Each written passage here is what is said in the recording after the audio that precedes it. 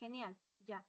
Ya se pueden compartir los materiales, ¿no? De estas consultas académicas, entonces ya saben, ¿no? Que pueden hacer cualquier consulta, ¿no? Por este medio, ¿no? Esta es la finalidad de las consultas académicas, pueden hacer cualquier pregunta, ¿no?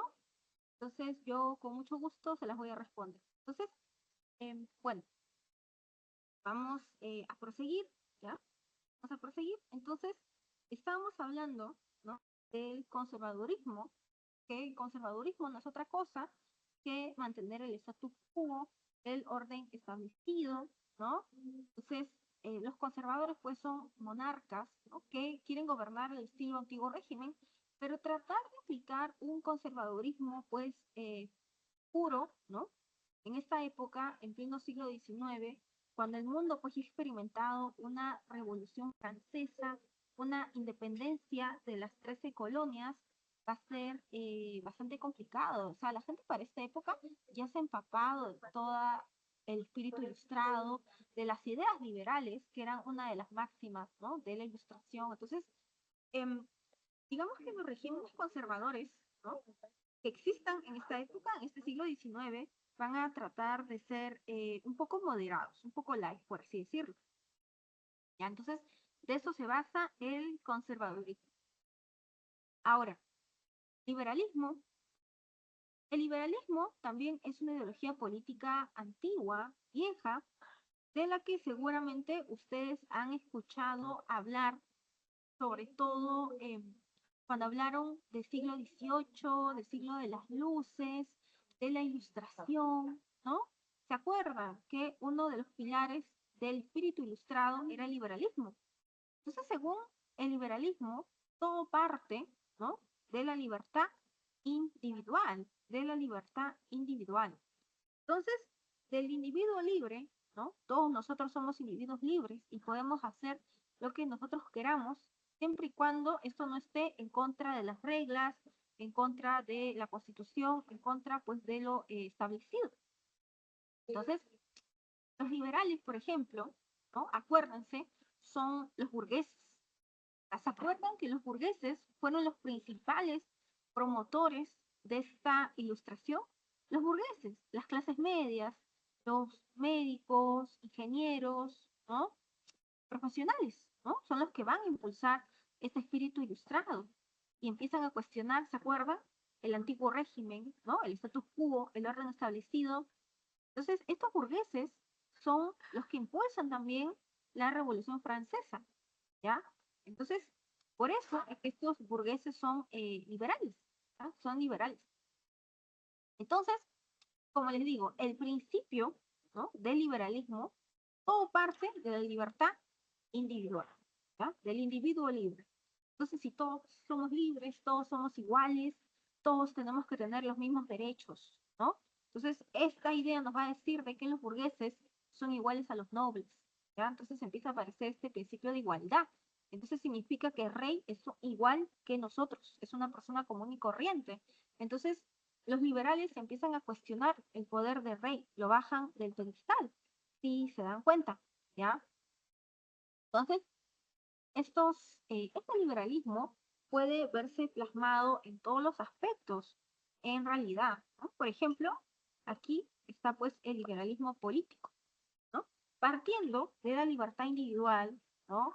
De que todos somos iguales, ¿no? Ante la ley, ¿no? Entonces, si se dan cuenta, el poder emana de cada uno de nosotros, ¿ya? Entonces, el poder emana de nosotros. Y si el poder emana de nosotros, se empieza a hablar de la soberanía popular y de la soberanía popular, de que en realidad nosotros, ¿no? Somos los que permitimos que nuestros gobernantes nos gobiernen, es que deriva esta idea del sufragio universal, ¿ya? Pero ojo, esta idea de sufragio universal en el siglo XIX es bastante limitada, ¿ya? Cuando se habla de sufragio universal en el siglo XIX, obviamente solamente se habla de hombres. Hombres, y estos hombres alfabetos, que sepan leer y escribir. ¿Y quiénes son los hombres que saben leer y escribir? Obviamente los burgueses, los liberales, los que impulsan, ¿ya? Este liberalismo. Entonces, olvídense, cuando se habla de sufragio universal en el siglo XIX, desgraciadamente las mujeres estamos excluidas y también la población analfabeta, la gente que no sabe ni leer ni escribir. Ahora, dentro de este liberalismo político también va a existir esta idea de la división de poderes del Estado, ¿no? Esta división del ejecutivo, legislativo y judicial, ¿ya? Entonces, el adecuado equilibrio entre estos tres poderes es lo que va a garantizar ¿qué cosa? Va a garantizar, pues, obviamente, un gobierno exitoso. Ahora, el liberalismo en el aspecto económico, o sea, el liberalismo va a estar a favor de la defensa de lo siguiente, ¿no?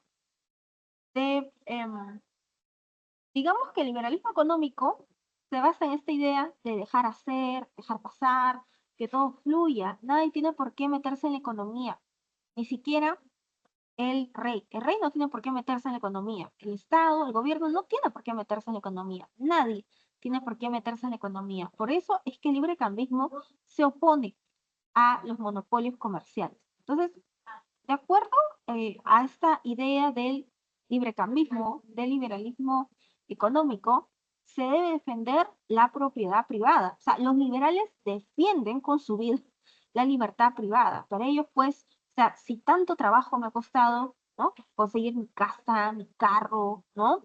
Mi empresa, ¿no? Se debe respetar mi propiedad privada, ¿no? Entonces, los liberales defienden la propiedad privada, ¿ya? Entonces, hasta ahorita hemos hablado del conservadurismo y el liberalismo, que son en realidad ideologías políticas viejas, ¿no? Que ya en realidad ya hemos visto en otras clases, ¿no? De historia universal. Pero sin embargo, estas ideologías existen, coexisten con las nuevas ideologías que surgen también en este siglo XIX. Entonces, ahora sí, explicado esto, vamos a hablar del nacionalismo. El nacionalismo sí es una ideología política nueva en esta época. El nacionalismo nos dice, ¿no? Que la nación, la tierra, el lugar en donde hemos nacido, nos genera un vínculo de pertenencia que nos hace sentirnos parte de, ¿ya? Entonces hay algo que nos une. ¿Qué nos une? Hablar el mismo idioma, profesar la misma religión, tener el mismo idioma, ¿no? Entonces hay algo que nos une y que nos hace sentirnos parte de. Entonces, gracias al nacionalismo, Italia pudo unificarse en el siglo XIX, gracias, ¿no?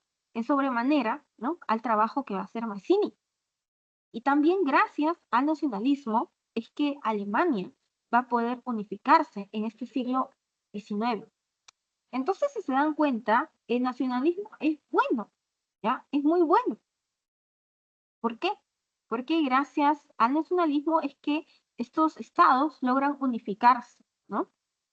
El problema es cuando ya lo exacerbas. Cuando ya lo llevas a un extremo, ahí ya recién digamos que se convierte en dañino. Por ejemplo, el chauvinismo. ¿Alguien sabe qué significa de casualidad la palabra chauvinismo? Chauvinismo.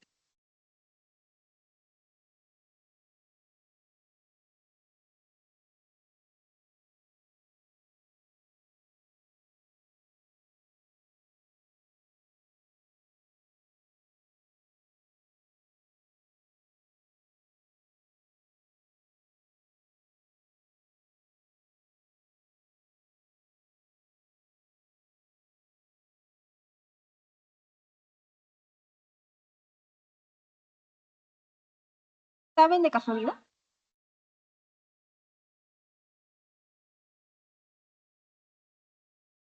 El chauvinismo significa nacionalismo, ¿ya? Nacionalismo, pero es un nacionalismo exacerbado, ¿ya? Exacerbado. Eso significa nacionalismo.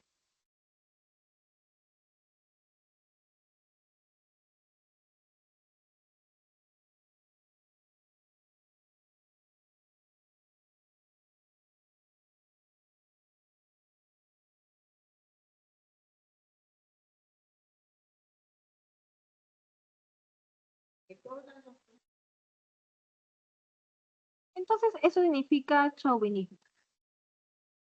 Eh,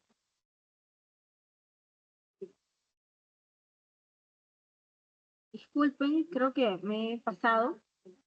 Entonces, eso significa chauvinismo, nacionalismo exacerbado. Entonces, ese es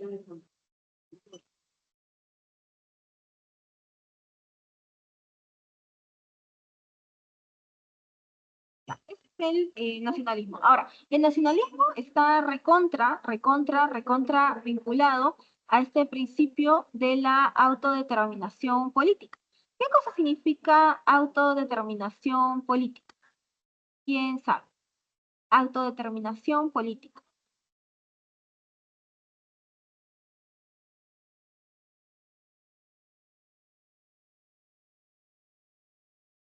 Autodeterminación política, ¿ya? Significa lo siguiente, ¿ya? Significa lo siguiente, de que, obviamente, ¿no?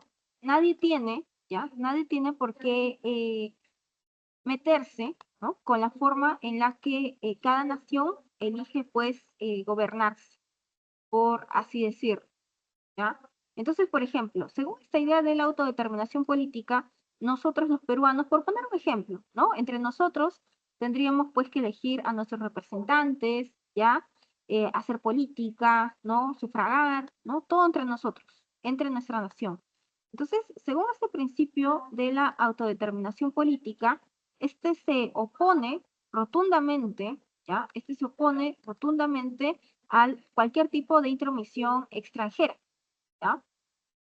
Y por último, ¿ya? Y por último, el romanticismo. A ver, ¿qué cosa es el romanticismo?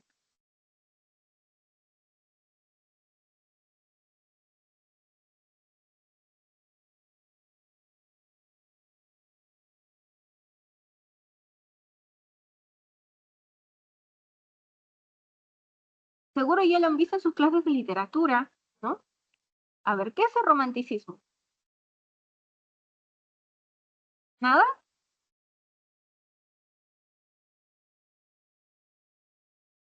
El romanticismo surge entre 1800 y 1850 aproximadamente, con mucha fuerza en Europa, para oponerse al neoclasismo, ¿ya? Al neoclasismo. Entonces, según los neoclásicos, ¿ya? Según los neoclásicos, debía predominar lo lógico, lo racional, lo correcto, lo que debe ser. Pero estos románticos surgen para oponerse a ellos, surgen en contraposición a ellos. Entonces, según los románticos, ¿ya? No debe predominar la razón. Lo que debe predominar debe ser mi subjetividad, mi mundo interior, mi yo, mis sentimientos, ¿ya?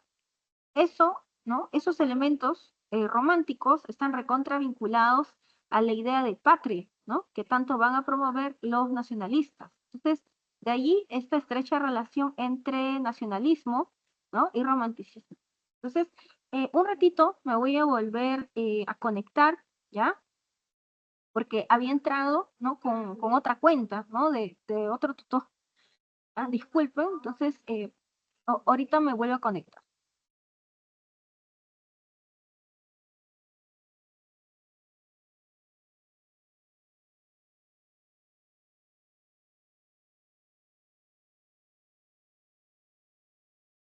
Ya.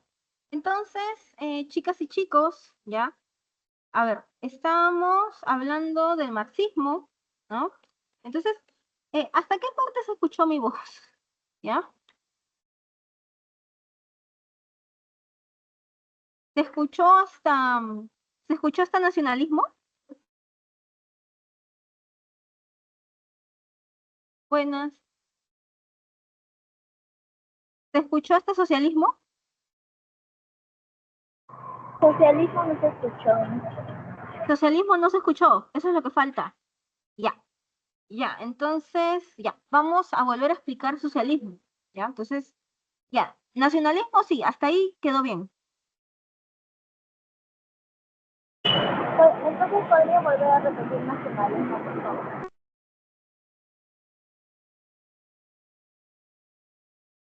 Ah, ya, no te he escuchado bien. Vuelvo a explicar qué parte me dices, por favor. La parte de nacionalismo. La parte de nacionalismo. Ya, ya, con mucho gusto. Entonces, ya, normal. Vamos a volver a explicar, ¿no? La parte del nacionalismo. Entonces, bueno, El nacionalismo, ¿no? Es esto que nos une, hay algo que nos une y que nos hace sentirnos que formamos parte de una misma comunidad, de una misma nación, de una misma patria. Hay algo que nos une, ¿qué nos une? ¿No? Tener una misma historia, una misma religión, proceder de una misma raza, hay algo que nos une y que nos hace sentirnos parte de. Entonces, de allí, ¿no? Los nacionalistas es que están pues recontra vinculados a esta idea del romanticismo, ¿ya? Esta idea de romanticismo. Entonces, acuérdense, los románticos entre 1800 y 1850 van a aparecer, ¿ya? Para oponerse al neoclasismo previo, ¿ya? Al neoclasismo previo. Entonces, los neoclásicos se acuerdan que para ellos lo más importante era el uso de la razón, lo lógico, lo que debe ser, ya. Estos románticos se oponen a estos neoclásicos. Entonces, para los románticos debe predominar mi subjetividad, mi mundo interior, mi yo, ¿ya? Mi yo interno. Entonces, para los románticos está permitido la exaltación de las emociones, de los sentimientos. Entonces, los románticos y los nacionalistas están unidos, vinculados con esta idea de la patria, ¿ya? Del amor por la tierra en la que he nacido. Ahora, los nacionalistas van pues a proponer esta idea de la autodeterminación política. Según esta idea de la autodeterminación política, o sea, todos nosotros debemos pues de autogobernarnos, ¿ya? Elegir a nuestros representantes, votar, ¿ya? Etcétera. Entonces, cualquier intromisión extranjera está pues prohibida, según la lógica de la autodeterminación política, ¿ya? Entonces, ahora sí, vamos a pasar a hablar, ¿no? Del socialismo. Entonces, acuérdense, ¿no? Que estamos en la sección de consultas académicas. Entonces, si tienen cualquier duda, pregunta, ¿no? Comentario, yo gustosa se las voy a responder, ¿no? Entonces, dicho esto, ¿no? Pasamos a hablar del socialismo. Entonces, miren, una diferencia abismal entre el liberalismo y el socialismo es la siguiente. Mientras que para los liberales, ¿no? Lo principal, ¿no? Es defender la propiedad privada. Para los socialistas es todo lo contrario. Para los socialistas debe primar, se debe defender la propiedad colectiva, ¿ya? Ahora, los socialistas aparecen, o sea, en el siglo XIX, en una época en donde el mundo está atravesando por el proceso de la revolución industrial.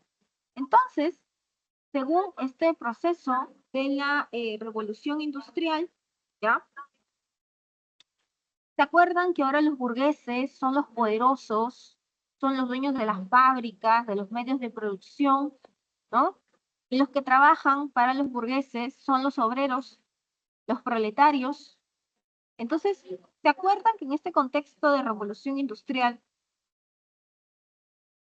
los obreros son explotados por los burgueses? Trabajan 12 horas, 16 horas. Entonces, los burgueses pagan una miseria a su gente. Pagan 4 o 5 chelines por cabeza, lo que es pues una miseria. Entonces, es así, ¿ya? Como debido a esto, es que una sola persona no puede mantener a toda su familia. Familias enteras tienen que trabajar aquí papá, mamá y los niños, los hijos chiquitos, para poder mantener la casa. Entonces, es así como la explotación laboral, ¿ya? Es, es sumamente dura en esta época, en este siglo XIX. Entonces, olvídense que los niños van a estar trabajando, perdón, olvídense que los niños van a estar recibiendo educación en el colegio. O sea, los niños están trabajando en la fábrica. O sea, ustedes van a mirar niños de 8 o 9 años, ¿no? Trabajando en la fábrica del obrero, ¿no? Y el obrero le paga menos al niño que al adulto. O sea, es un abuso en realidad que se comete contra estos proletarios, incluso y sobre todo sobre los más pequeños. Entonces, para criticar a la sociedad de esta época es que surge el socialismo. O sea, esa es la época en la que Marx nace. ¿No? Ese es el contexto. Entonces, el socialismo se subdivide en dos, ¿ya? El socialismo utópico, utópico significa algo que es imposible de ser, algo irrealizable, ¿ya? Algo impensable. Entonces, el que acuña este concepto de utópico es Karl Marx. Karl Marx se burla de los socialistas utópicos. ¿Por qué? Porque los socialistas utópicos van a plantear de que los obreros pueden ser amigos de los burgueses, pueden llevarse bien, pueden resolver sus conflictos de manera pacífica a través del colaboracionismo o de la asociación. Entonces, Marx se va a burlar, ¿no? Va a decir, ja, ja, ja, ja. Como que el obrero va a poder ser amigo, ¿no? Del burgués. Imposible. Entonces, Federico Engels, junto con Karl Marx, van a publicar El Capital en el siglo XIX y van a acuñar, pues, el famoso socialismo científico. Entonces, el socialismo científico, ¿no? Es propuesta de Karl Marx, ¿ya? El socialismo científico. Entonces, Marx va a plantear lo siguiente, de que en realidad lo que hace, ¿no? Que la historia se mueva, ¿ya? Es una constante lucha de clases sociales. El concepto de clase social es un concepto recontra marxista, ¿ya? Que lo crea Karl Marx. Entonces, según Karl Marx, los obreros y los proletarios son como el agua y el aceite, son antagonistas, son enemigos por naturaleza.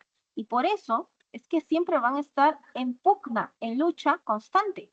Entonces, imposible que puedan llevarse bien. Ahora, Marx va a definir, por ejemplo, su historia de una manera completamente diferente a la que nosotros hemos venido trabajando todas estas semanas en la pre. Por ejemplo, para Marx, ¿no? Todos éramos felices en los tiempos de la comunidad primitiva. En la comunidad primitiva, todo era de todos. Ya existía la propiedad colectiva. Todos éramos iguales. No existía la desigualdad.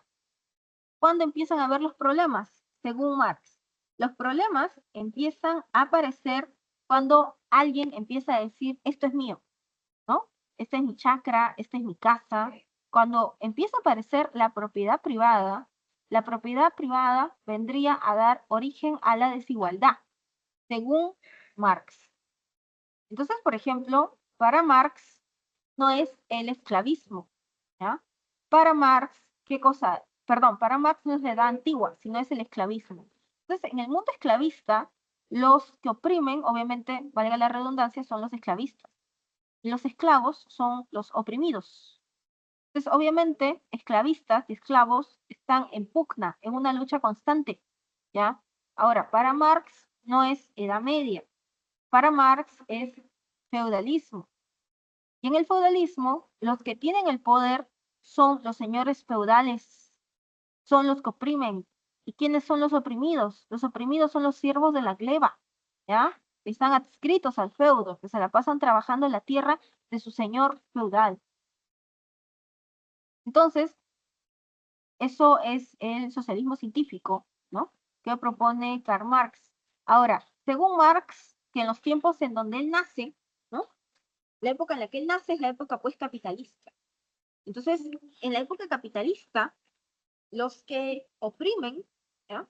Los que oprimen ahora son pues los burgueses que ahora son los poderosos, luego, ¿no? De haber ganado esta revolución francesa, ¿no? Y los oprimidos, ¿ya? Los oprimidos, ¿quiénes son ahora? Los obreros, los proletarios. Eso es lo que nos dice Karl Marx.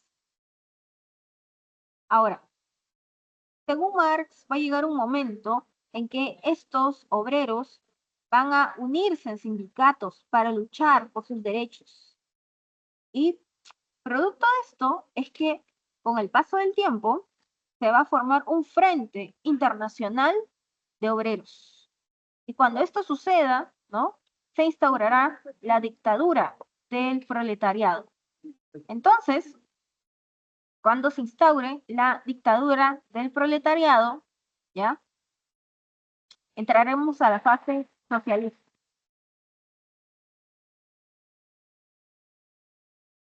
Y en la fase socialista, ¿ya? En la fase socialista, Todavía existe esta idea de la propiedad privada, de la empresa extranjera, ¿ya? Todavía. Esa es la fase socialista, ¿no?, que viene después del capitalismo.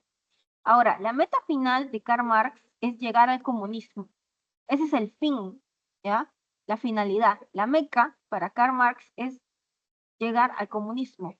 Y en el comunismo se habrá eliminado, se habrá abolido por completo la propiedad privada, ¿ya?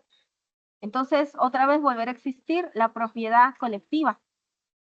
Todo volverá a ser de todos, como en los tiempos de la comunidad primitiva, y volveremos a vivir felices y contentos. Eso es lo que nos dice Karl Marx. Entonces, la lucha, ¿no?, de clases sociales es lo que hace que la historia se mueva, si se dan cuenta, según Marx.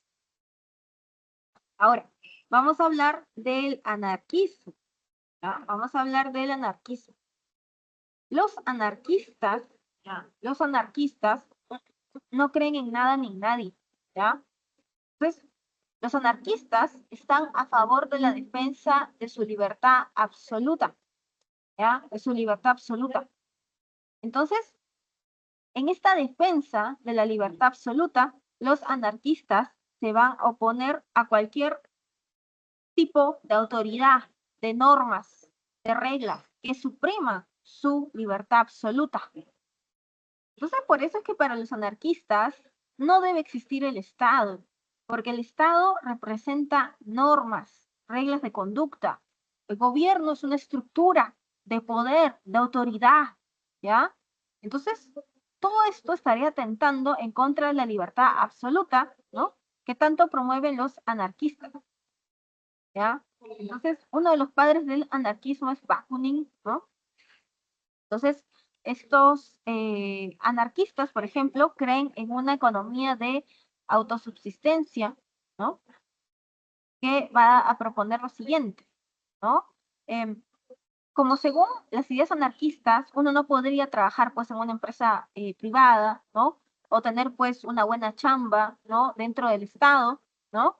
Eh, uno digamos que, según esta idea de la economía pues de subsistencia, ¿no?, muchos anarquistas se dedican, pues, ¿cómo les digo?, a los emprendimientos, por así decirlo. Vender cosas, ¿no? Alfajores, libros, etcétera, para no depender, pues, del Estado, ¿no? Que según la lógica anarquista no debe existir, ¿ya? Entonces, esas son las ideologías políticas, ¿no?, que existen en el siglo XIX, ¿ya? Que existen en el siglo XIX. Y ahora sí, vamos a hablar del siguiente tema, ¿no?, que son las revoluciones liberales de este siglo XIX. Entonces, ya saben, ¿no?, de que si tienen alguna consulta, la pueden hacer, pueden prender su micrófono y hablar, o también la pueden escribir por el chat, ¿ya?, en estas consultas académicas de historia. Entonces, dime. Primero va a hacer la teoría y luego va a explicar las preguntas, ¿verdad? Claro, sí, vamos a desarrollar los 5 ejercicios. Ah, ya, gracias. Ujú. Sí, gracias a ti. Entonces, continuamos. Entonces, vamos a hablar de las revoluciones liberales. ¿Por qué se rebelan los liberales en este siglo XIX? Miren, el contexto es el siguiente. ¿Se acuerdan que en su anterior clase de Historia Universal, ustedes hablaron de la Revolución Francesa, ¿no?, de Napoleón, ¿no? Entonces, ¿se acuerdan que cuando cae Napoleón, ¿ya?, cuando ya muere Napoleón, cae, ¿no? ¿Qué es lo que hacen las monarquías recontra conservadoras de Austria, Rusia, etcétera? Estas monarquías pues recontra conservadoras que están a favor de la defensa de los antiguos regímenes, obviamente lo que van a hacer, ¿no?, es imponer un nuevo monarca en Francia. Imponen a Carlos X. Entonces ellos dirán, vamos a hacer de cuentas, ¿ya?, de que la Revolución Francesa nunca existió, de que Napoleón jamás existió. Entonces de ahí es que empieza a surgir la restauración en Europa, ¿se acuerdan? Vamos a restablecer el orden establecido.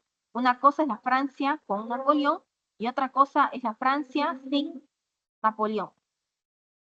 Entonces, este es el contexto, ¿ya? Entonces, Francia, en esta época, como les comento, era gobernada por un monarca, Carlos X. Entonces, hay una reacción, pues, recontra conservadora, ¿ya? Recontra conservadora en Francia. Entonces, Carlos X va, pues, a promulgar las famosas ordenanzas de Saint-Cloud. ¿Y qué cosas nos van a proponer las ordenanzas de Saint-Cloud? Nos van a proponer lo siguiente, ¿no? Van a atentar en contra de muchos de los principios liberales, si se dan cuenta. Por ejemplo, esta censura a la prensa.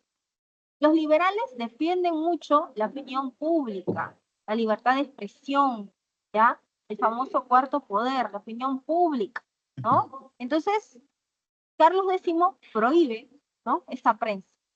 Entonces, acá se están metiendo con los principios ya liberales, con los principios burgueses. Acuérdense que la mayoría de, o sea, prácticamente, o sea, casi la mayoría de liberales son burgueses. Ahora, Carlos X también, ¿no?, va a restringir el voto. Entonces, cuando se limita, ¿no?, se restringe el voto, está atentando en contra, ¿no?, de esta idea de la soberanía nacional que tanto promueven los liberales, ¿no? El poder emana del pueblo, ¿no? ¿Ya? El poder emana de cada uno de nosotros. Entonces, todos nosotros en realidad somos los que le damos el poder al rey para que nos gobierne, ¿no? Entonces, de acá es en donde deriva esta idea, ¿no?, de sufragio universal, ¿se acuerdan? Entonces, esas ordenanzas de Saint-Cloud están atacando este principio tan defendido por los liberales burgueses, ¿ya?, del sufragio, el sufragio universal, que tanto reclamaban estos burgueses. Entonces, debido a estas ordenanzas tan conservadoras de Carlos X, es que los burgueses explotan, estallan en esta época. Entonces los burgueses se van a aliar en esta época con sus obreros, con sus proletarios, como pueden apreciar en este cuadro, y se van a aliar también con el movimiento estudiantil francés, que era muy importante en esta época. Entonces, como ven, ¿no?, en esta alegoría se puede apreciar a esta mujer con el torso desnudo, que no es otra cosa que Marianne, la libertad, la madre patria, ¿no?, que está guiando a los franceses, ¿no?, a la libertad, ¿no? Entonces, Marianne es representada con la banderita de Francia, ¿no?, en la mano. Entonces, se dice que a Marianne, a la libertad, se la retrata como una mujer con el torso desnudo. ¿Por qué? Porque como Marianne es la madre patria, ¿no?, está dando de lactar, está alimentando, ¿no?, a su pueblo, a su gente. Entonces, por eso, ¿no?, es que se la retrata con el busto descubierto. Es un chiste. ¿Ya? ¿Ah? ¿Se escucha mi voz? ¿Se escucha? Sí, ¿no? Sí se escucha, Miss. Ah, ya, gracias. Ya. Entonces, durante las 3 jornadas gloriosas, ¿no?, de este año, de 1830, es que los burgueses, los obreros, los estudiantes, todo el mundo, ¿no?, sale pues a derrocar el gobierno del rey Carlos X. Y lo logran, ¿ya? Y lo logran. Al final se tumban a Carlos X. Y los burgueses van a colocar como nuevo rey, ¿a quién?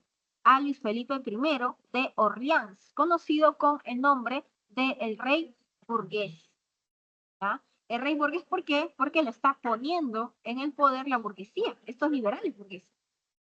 Entonces, ¿ustedes creen que ahora que el Felipe I de Orleans, el rey burgués, está en el poder, está en el trono, les va a hacer caso a los liberales? ¿Promulgará alguna ley, ¿no?, que, sobre todo la de sufragio universal, que tanto reclaman, que tanto exigen los liberales? ¿Qué opinan? ¿Lo hacen o no lo hacen? ¿Qué opinan? Que no. Muy bien, excelente, muy bien, claro. Ahora que Luis Felipe I tiene el poder, por supuesto que no va a promulgar ninguna, ¿no?, de las leyes que tanto exigen los liberales. Sobre todo, no va a proclamar este sufragio universal que tanto reclaman los burgueses. No lo hace. Entonces han pasado 18 años. Imagínense, desde 1830 a 1848, ¿no? Han pasado 18 años, ¿ya? Y este rey burgués no promulga el sufragio universal que tanto exigen los burgueses. Entonces, ahora, ¿no? Los burgueses van a buscar, ¿no? Bajarse, tumbarse del poder a este rey burgués. Entonces, justo esta época, en 1848, va a estallar una crisis, ¿no?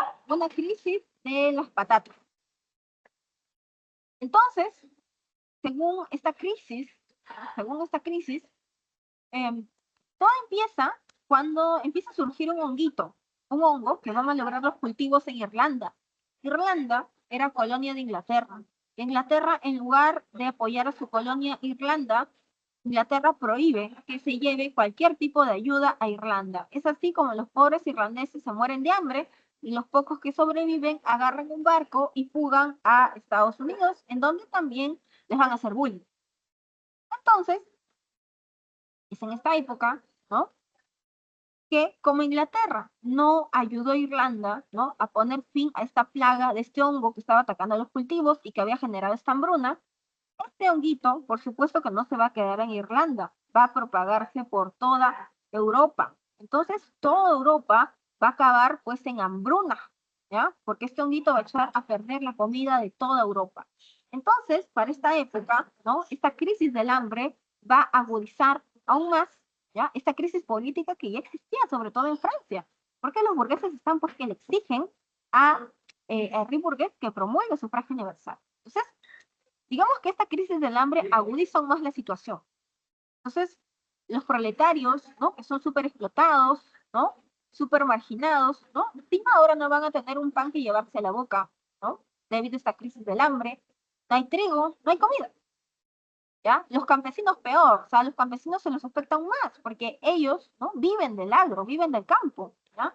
Entonces, digamos que cada grupo tiene su propio pliego de reclamos, ¿ya? Y todos se van a unir, esta vez pues, para tumbarse a este rey burgués, ¿ya? Es el Felipe I. ¿Cuál va a ser el pretexto, el detonante? El detonante para que surja todo esto va a ser pues la prohibición de los banquetes públicos. ¿Y qué cosa eran los banquetes públicos? ¿Quién sabe? Donde se reunían los políticos, creo. Muy bien, excelente, muy bien, excelente, excelente. Los banquetes públicos en realidad eran reuniones políticas, en donde la gente obviamente se reúne a transar, a conspirar. Entonces los burgueses ahora se están reuniendo para bajarse de una vez al rey burgués del poder.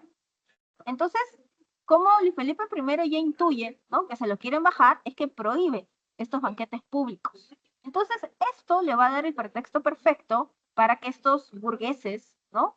Ya exploten y vuelvan a levantarse nuevamente con los campesinos, con los obreros, con los estudiantes, todo el mundo nuevamente se une durante las jornadas de febrero para tumbarse a Luis Felipe I.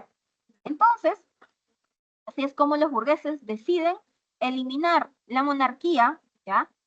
Y crear nuevamente la república en Francia. Entonces Francia vuelve a ser república por segunda vez en su historia, ¿ya? Por segunda vez en su historia. Entonces, es en este contexto, ¿no? En que los burgueses, ¿no?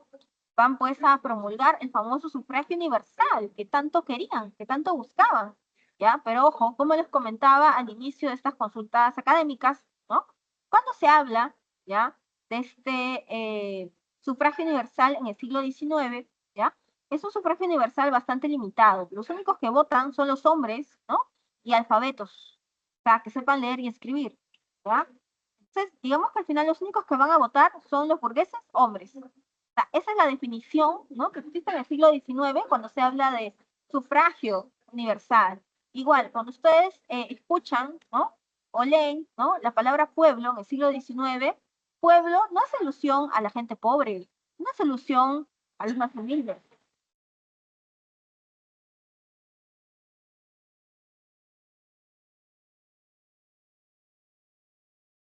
Entonces, cuando se habla, ¿no?, de esta de este concepto de pueblo, obviamente se está haciendo alusión a los ciudadanos, y ciudadano no es cualquiera en esta época. Ciudadano, como les digo, tienes que ser hombre, tienes que saber leer y escribir. Entonces, en realidad, todo esto se dirige a los burgueses, pues, ¿ya? A los burgueses. Entonces, digamos que es un sufragio universal bastante limitado, como se darán cuenta. Entonces, cuando se crea la Segunda República, ¿no?, se convocan elecciones. Y en esas elecciones se va a postular, ¿ya?, Luis Bonaparte. Luis Bonaparte va a ser el sobrino nieto de Napoleón, ¿ya? El sobrino nieto de Napoleón. Entonces, este sobrino nieto de Napoleón se va a marketear en campaña, ¿ya? ¿Ya? Como que si votan por él, ¿no?, regresarán los tiempos de Napoleón, ¿no? Entonces, en esta época, acuérdense, los franceses pues adoraban a su Napoleón, mataban por su Napoleón.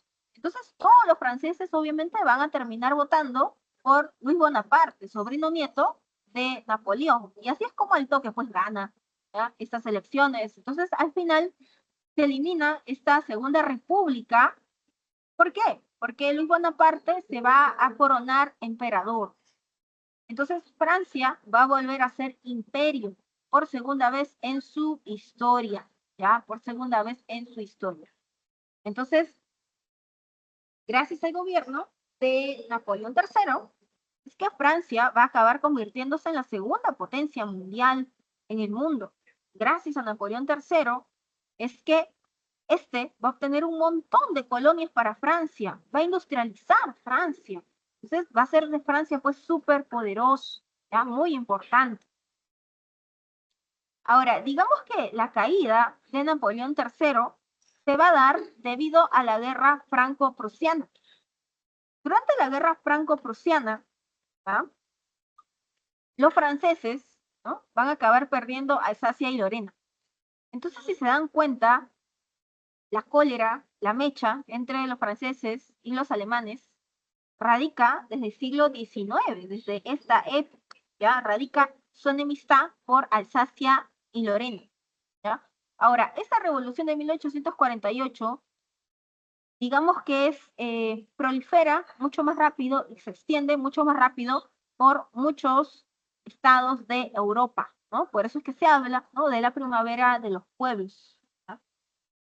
Entonces, ahora sí, vamos a continuar. Vamos a continuar hablando de la segunda revolución industrial, ¿ya? Segunda revolución industrial. Entonces, la segunda revolución industrial surge en esta época, en este contexto, ¿no?, del siglo XIX, ¿ya? Entonces, la segunda revolución industrial, como dice aquí en su material, no es otra cosa que la continuación de la revolución industrial, la segunda parte de este complejo proceso de industrialización, ¿ya?, que sucede en el mundo. Entonces, los europeos, sobre todo, ¿no?, gracias al fomento de la ciencia y la tecnología, es que van a lograr crear un montón de inventos que van a acabar mejorando las condiciones de vida de la clase media, sobre todo. La clase media, gracias a la segunda revolución industrial, ahora va a tener acceso a una muy buena salud, va a tener acceso a muchos inventos que van a mejorar y alargar su calidad de vida, ¿ya? Ahora, todas estas máquinas, estos inventos, se mueven con el petróleo y la luz, la electricidad. El petróleo es recontra importante, ¿ya? Recontra importante. O sea, en esta época los barcos, los aviones, los carros, todo se mueve con petróleo, ¿ya? ¿Y quiénes son los que tienen el control del petróleo? La familia Rockefeller. O sea, los Rockefeller, o sea, si ahora son poderosos, en el siglo XIX lo eran aún más, eran riquísimos. Y estos Rockefeller, ¿ya?, se dice que eran tan ricos que cuando organizaban una fiesta a sus invitados, les regalaban diamantes, joyas, oro. Entonces, imagínense ir a una fiesta y que les regalen diamantes, ¿ya? Entonces, así de poderosos eran los Rockefeller, gracias al petróleo. Ahora, la electricidad, ¿no?, también va a permitir el alumbrado eléctrico en la noche. hasta antes del alumbrado eléctrico en la noche, nadie sale de su casa. O sea, oscurece y la gente está escondida en su casa durmiendo. A lo mucho prenderás tus velitas, ¿no? No hay más. Pero cuando surge la electricidad, empieza a aparecer todo este concepto de vida nocturna que hoy en día nosotros tenemos, ¿no? Esta idea, pues, de ir a un tono, a una fiesta, los bares, los casinos, los tragamonedas, ¿ya? Todo este concepto de vida nocturna, ¿no? Que es muy conocido, surge en este contexto de la segunda revolución industrial. O sea, imagínense, ni siquiera podríamos realizar esta clase si es que no existiera pues luz, los celulares, sus computadoras, sus tablets, ¿no? Nada funcionaría sin la luz. Entonces, ven la importancia de la electricidad, ¿no? Y cómo mejora la calidad de vida de la gente, ¿no? Ahora, Estados Unidos, ¿ya? Y Alemania, en esta época, o sea, Estados Unidos recién se independiza en 1776. O sea, ya en los tiempos en que explota la segunda revolución industrial, Estados Unidos pues tendrá lo mucho poco más de 100 años de haberse independizado. Y Estados Unidos ya está pues haciéndole la competencia a Inglaterra. Inglaterra, desde 1837 hasta 1901, va a ser gobernada por la reina Victoria. Entonces, durante los tiempos de la reina Victoria, ¿ya? Durante los tiempos de la reina Victoria, se habla de la era victoriana. Entonces, digamos que gracias a la chamba de ella y de sus ministros, es que Inglaterra se va a convertir en la primera potencia mundial, ¿ya? En el siglo XIX. Pero, ¿ya? No todo dura para siempre. A fines del siglo XIX, inicios del siglo XX, Gran Bretaña, Inglaterra, va a empezar a ser desplazada económica y comercialmente por Estados Unidos, ¿no? Que tiene unos pocos años, ¿no? De haberse emancipado y ya está pues desplazando comercialmente a Inglaterra. Y lo mismo va a suceder pues con Alemania, ¿ya? Lo mismo sucede con Alemania. Hace un ratito les comentaba de que los alemanes se acababan de unificar en este siglo XIX. Y miren, Alemania se acaba de unificar, ya se industrializó y está empezando a ganar, a destronar a Inglaterra, ¿no? En el comercio. Entonces, esto no le va a gustar para nada a los ingleses. Entonces, desde aquí, si se dan cuenta, es que empieza esta pugna, este pleito entre los alemanes y los ingleses, obviamente por el comercio, por una cuestión estrictamente económica, ¿ya? Económica. Ahora, en cuanto al Taylorismo y el Fordismo, no se compliquen la vida, chicas y chicos. Cuando se habla de Taylorismo y Fordismo, se habla pues de lo siguiente, ¿ya? El Taylorismo y Fordismo son formas, ¿no? de producción que tratan de mejorar la productividad al interior de la fábrica. ¿Para qué? Para que el capitalista, el burgués, logre la máxima ganancia posible. ¿Ya? Yo mejoro mi producción, mi productividad para tener más plata, ¿no? Eso es lo que en castellano significa el Taylorismo y el Fordismo, ¿ya? Entonces de acá es que en esta época empieza a surgir esta idea de la división del trabajo al interior de las fábricas. No sé si han trabajado en fábrica, pero si han trabajado en fábrica, seguro se habrán dado cuenta que en esta época surge la especialización, desde esta época surge la especialización del trabajo. O sea, si han trabajado en fábrica sabrán, ¿no? De que, eh, supongamos, en una parte de la fábrica, supongamos en Sibarita, ¿no? Por poner un ejemplo. En esta parte, ¿no? Se pelan los ajís. En esta parte, ¿no? Se sacan las pepitas. En la otra parte, ¿no? Se está moliendo el ají. En la otra parte, ¿no? Se está colocando todo este ají en sobrecitos, ¿no? En otra parte de la empresa, ¿no? Se está colocando todo en cajas, ¿no? Para ser comercializadas. Entonces, esta idea, ¿no? De la especialización del trabajo, ¿no? Reduce el tiempo de producción, ¿ya? Entonces, en un menor tiempo posible, yo produzco lo máximo, lo más que pueda, obviamente esperando pues vender, ¿no? Y tener un montón de plata, ¿no? ¿Ya? Entonces también acá empieza la producción en cadena, ¿no? Entonces acá empiezan a surgir los grandes magnates de la industria, en este contexto de la segunda revolución industrial, ¿no? Entonces, por ejemplo, surge la industria de la Coca-Cola Company, ¿no? ¿Ya? Empieza a surgir KFC. chocolates Hershey, ¿no? Los Rockefeller, que ya les comenté en esta época, ¿no? Entonces, los grandes magnates de la industria que tienen plata invertida en todos lados surgen en este contexto de la segunda revolución industrial, ¿ya? Entonces, vamos a hablar de la diversificación de las ramas de la industria en este contexto de la segunda revolución industrial. Entonces, vamos a hablar de la industria eléctrica, ¿no? Que ya les estaba adelantando un poquito, ¿no? En qué se basaba. Entonces, la industria eléctrica, como les digo, cambia, ¿no? El concepto, ¿no? La forma de vivir de la gente, ¿no? De las clases medias. Ahora la gente sale en la noche, eh, ¿no? Entonces, acá va a aparecer un conflicto entre Nikola Tesla con Thomas Alva Edison acerca de cuál debe ser el tipo de corriente eléctrica que debe primar. ¿Cuál será? ¿El tipo de corriente alterna o el tipo de corriente directa? Entonces empieza a haber esta pugna, este pleito entre estos dos personajes, ¿ya? La industria del petróleo, también ya les expliqué, ¿no? El caso pues de los Rockefeller, ¿no? Que son los magnates del petróleo en esta época. Ahora, la industria química también va a ser bastante importante, ¿no? Y ahora vamos a hablar de la industria farmacéutica. Entonces, la industria farmacéutica va a permitir el acceso a la salud, ¿ya? En la gente, sobre todo en las clases medias. Gracias a la industria farmacéutica, ¿no? Laboratorios Bayer empieza a procesar químicamente los primeros antibióticos, la penicilina. Hasta antes que aparezcan los laboratorios Bayer, ¿no? ¿Ya? Con la penicilina, digamos que la gente moría de cualquier cosa. O sea, en la Edad Media, la esperanza de vida era muy baja, 40 años, ¿no? Y ya estabas muerto. ¿Ya? ¿Por qué? O sea, la gente moría de cualquier cosa. Te cortabas, ¿no? Se podía infectar la herida, ¿no? Y no había antibiótico que te salve, morías. ¿Ya? Entonces, pero desde que surgen los antibióticos, ¿ya? Desde que surgen los antibióticos, ¿no? Ahora pues uno tiene una infección, se toma una pastilla y a los pocos días ya está sano, ¿no? Y está recuperado. Entonces ven cómo empieza a disminuir la tasa de mortalidad y la esperanza de vida empieza a incrementarse, ¿ya?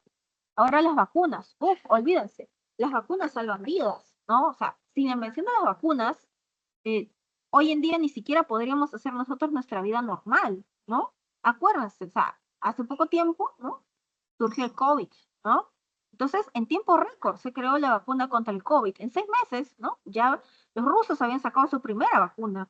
Entonces, este desarrollo, ¿no? De la ciencia, de la tecnología, el acceso a la salud, las vacunas, han permitido que nosotros pues ya hagamos pues nuestra vida normal, ¿no? Hoy en día, 2024.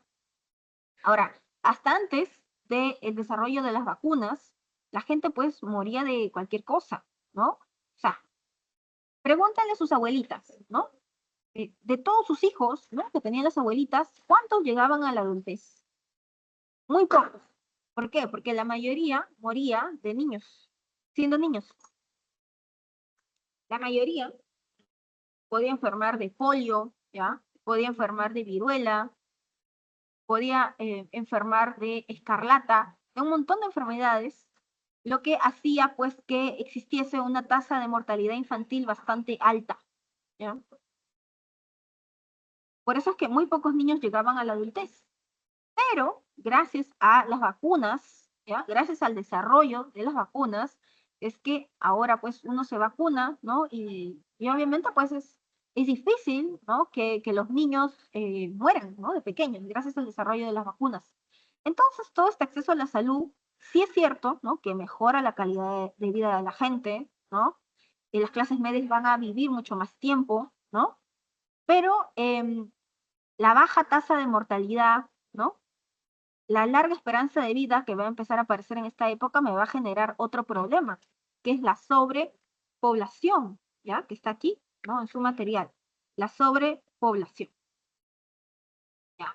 Entonces, o sea, va a llegar un momento en que va a haber un boom, una explosión demográfica tan fuerte en Europa, ¿no? En Estados Unidos, en que no va a haber espacio, ¿no? No va a haber espacio para todos. Entonces, así como los europeos van a empezar pues a migrar en el siglo XIX. Entonces, muchos europeos acaban llegando, por ejemplo, aquí.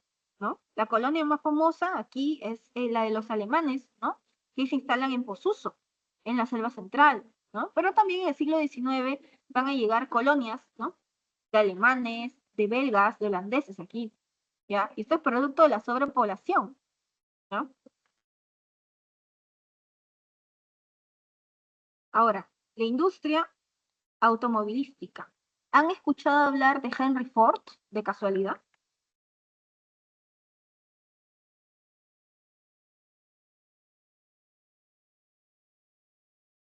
Henry Ford, ¿le suena?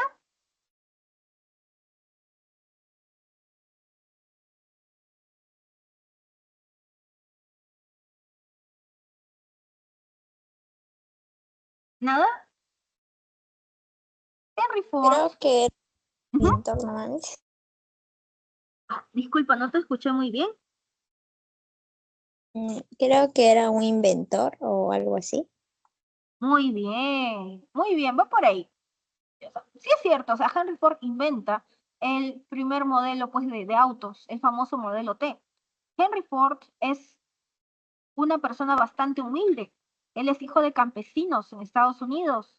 Entonces, Henry Ford se ha entercado en que él va a crear una máquina que pueda ser igual o más rápida que los caballos. Hasta antes que Henry Ford cree los autos, la gente se transportaba en los caballos. Los caballos son carísimos y los más ricos andaban pues en carrozas. Entonces, Henry Ford crea su famoso modelo T y es un éxito. Henry Ford logra desplazar en poquísimo tiempo el uso de caballos por los autos. Entonces, Henry Ford va a vender su famoso modelo T a un precio muy razonable, ¿ya? Entonces, que por tan solo pues $370, la clase media norteamericana podía tener acceso a los autos, a los carros. Y de esta manera, ¿ya? Y de esta manera, Henry Ford se va a convertir en uno de los grandes magnates, ¿no? De este proceso, de la segunda revolución industrial. Ahora, en este contexto también es que aparecen los hermanos Wright, ¿ya? Los hermanos Wright van a crear los primeros prototipos de aviones, de aeroplanos, ¿ya? Entonces, no sé si sabrán, pero Da Vinci en el siglo XVI, Da Vinci, él también había inventado prototipos del hombre volador mucho tiempo atrás. Y Da Vinci creía, ¿no? De que el hombre podía volar. Entonces la gente pensaba que Da Vinci estaba loco, ¿ya? Pero en realidad Da Vinci no estaba loco, ¿ya? Da Vinci pues era un adelantado a su época, ¿ya? Entonces, 500 años después, los hermanos Wright, ¿no? Crean los primeros aviones, ¿ya? Ahora, en cuanto a la industria del acero, ¿ya? En cuanto a la industria del acero, el acero no es otra cosa que la mezcla del hierro más el carbono. Ustedes mezclan el hierro más el carbono y sale el acero. Entonces, el acero va a pasar, ¿no? A ser usado para fabricar, ¿no? Por ejemplo, las máquinas al interior de las fábricas. El acero, ¿no? También va a ser utilizado para fabricar las armas con las que los europeos se están preparando para la Primera Guerra Mundial, ¿ya? Incluso hoy en día, en nuestras casas, ¿no? O sea, en las cocinas, ¿no? Se dice que los mejores utensilios para preparar los alimentos deben ser de acero, ¿no? De acero inoxidable, ¿no?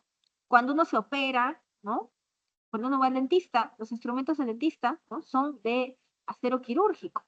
Entonces, el acero, la industria del acero empieza a ser bastante importante desde la segunda revolución industrial.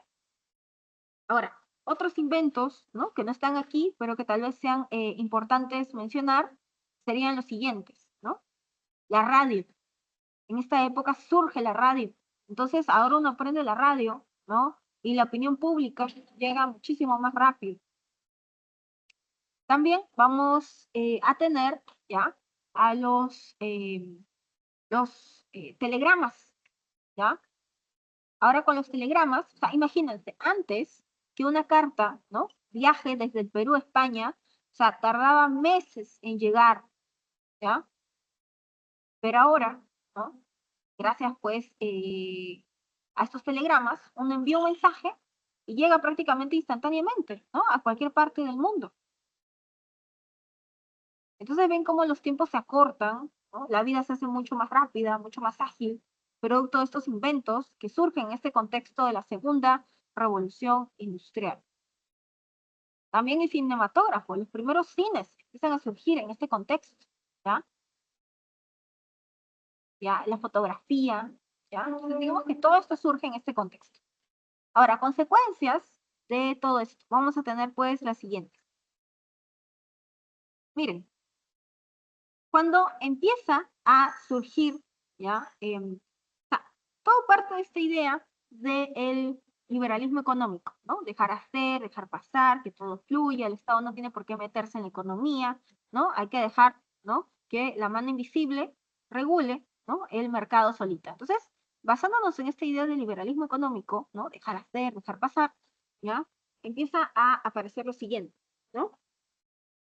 Estos empresarios van a producir lo más que puedan, obviamente esperando obtener la máxima ganancia.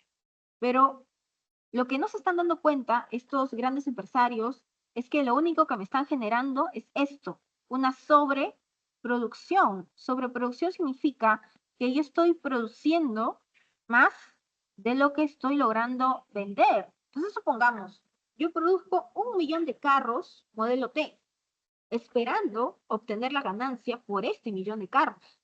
Pero, ¿qué va a pasar? No voy a lograr vender este millón de carros. Venderé la mitad. Venderé 500.000. Entonces, obviamente, la mitad se queda pues en vitrina, en stock. Entonces, esto va a generar pues una recesión económica. Esto va a dar pie a esta gran crisis económica, ¿ya? De 1873, ¿ya?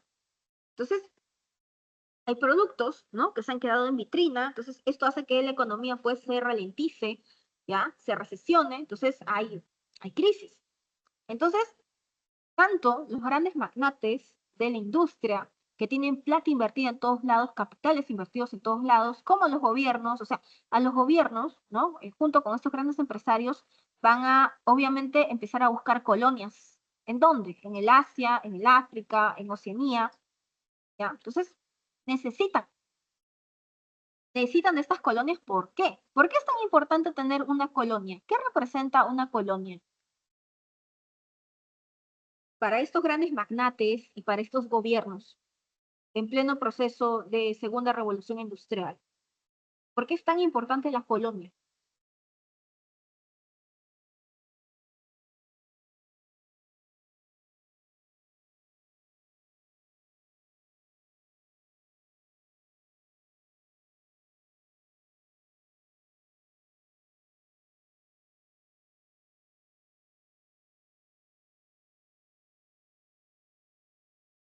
Nada, ideas.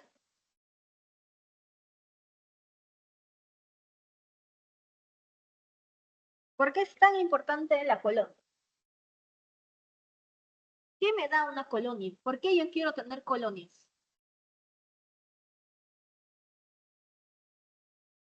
¿Para generar economía o no? Ya, ya, va por ahí, va por ahí, va por ahí. La colonia, ¿no? Representa materias primas baratas, mano de producción barata, y un nuevo mercado que me va a comprar todos estos productos que se han quedado en sobrestock, que se han quedado pues en vitrina.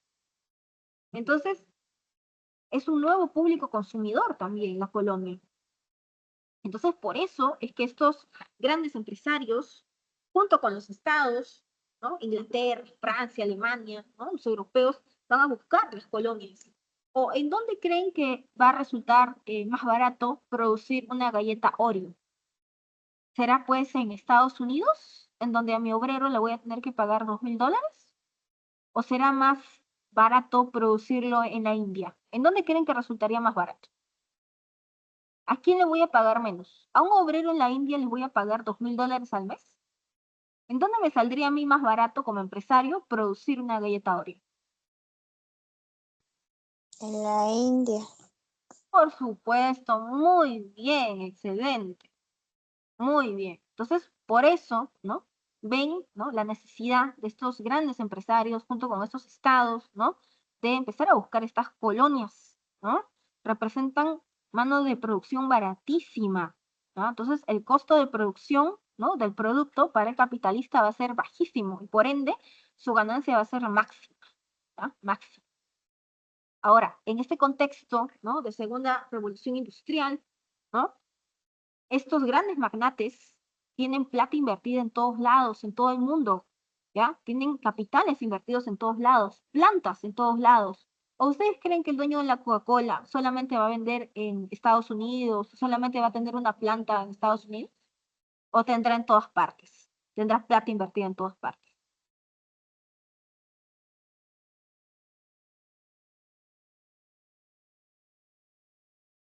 En todas partes estaría.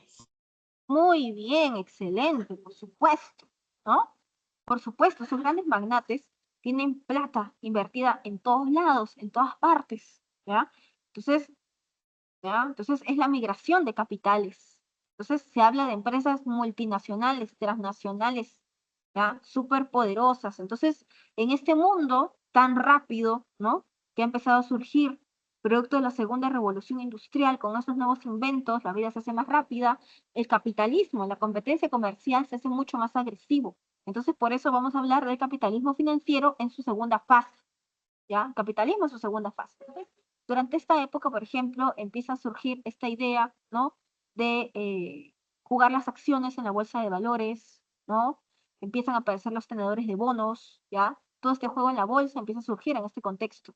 Entonces empiezan a aparecer los grandes monopolios comerciales, ¿ya? Grandes empresas multinacionales. Y continuamos hablando del imperialismo. Entonces, el imperialismo que surge en este siglo XIX, ¿ya? No es otra cosa que la dominación de un Estado más poderoso sobre otro más débil. Eso es, en pocas palabras, imperialismo. Entonces, se habla de un neocolonialismo. ¿Por qué? Porque el colonialismo, ¿ya? Que surge en este siglo XIX, es mucho más agresivo, porque el contexto es la segunda revolución industrial, ¿no? Ya se habla pues de un capitalismo recontra fuerte, recontra agresivo, el mundo es más rápido, ¿ya? Entonces, es diferente al colonialismo del siglo XVI, ¿no? Que vieron cuando hablaron pues de las colonias que establecen los españoles y los portugueses. Acá, en el siglo XIX, ya no vamos a tener a dos estados, ¿no? Buscando colonias. No, ahora vamos a tener a todo un continente, a todos los países de Europa, ¿ya? Buscando colonias en todo el mundo, ¿ya? Buscando colonias en todo el mundo, ¿ya? Entonces, por eso, ¿no? Es que se da pues se reparten el África, el Asia, Oceanía, como se les da la gana, ¿ya? Y después están todas las características que ya les he comentado, pues hace un ratito, ¿no? La migración, pues, de capitales, las empresas superpoderosas, las multinacionales, o sea, este es el contexto, ¿ya? Este es el contexto, ¿ya? Entonces, la búsqueda de mercados, de colonias, ya sabemos por qué, o sea, la colonia no solamente te da prestigio, ¿ya? La colonia no solamente te da prestigio, sino también representa plata, representa recursos la colonia. Por eso es que es tan importante tener la colonia, ¿no? Entonces hay muchas caricaturas, ¿no? Por ejemplo, acá se ve cómo los europeos están que invaden el África, cómo se les da la gana. También hay otra caricatura en esta época en donde se representa al África como si fuera un pastel de torta y están pues el resto de países, ¿no? ¿No? Están pues los europeos partiéndose el África como si fuera un pedazo de torta, un pedazo de cake, ¿ya? Ahora,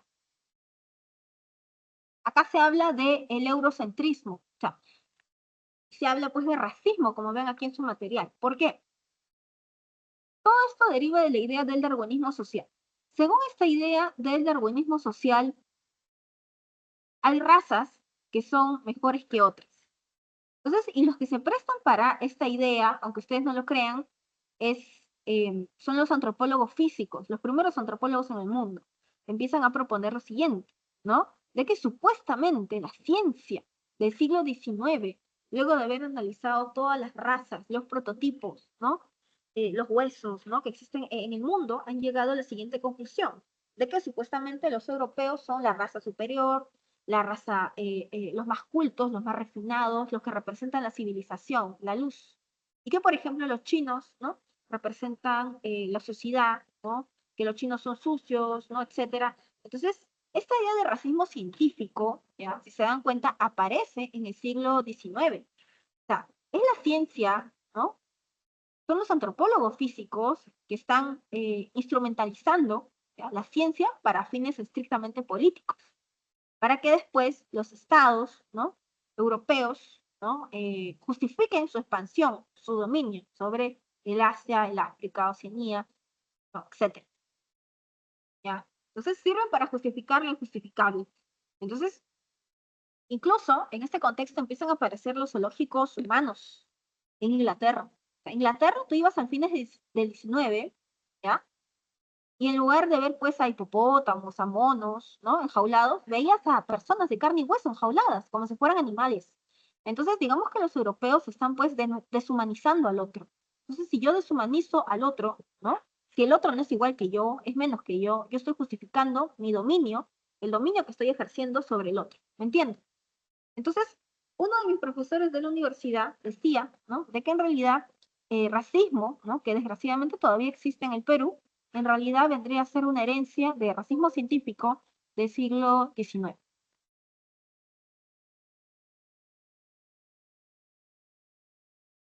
Y ahora sí, vamos a hablar de la conferencia de Berlín, ¿ya?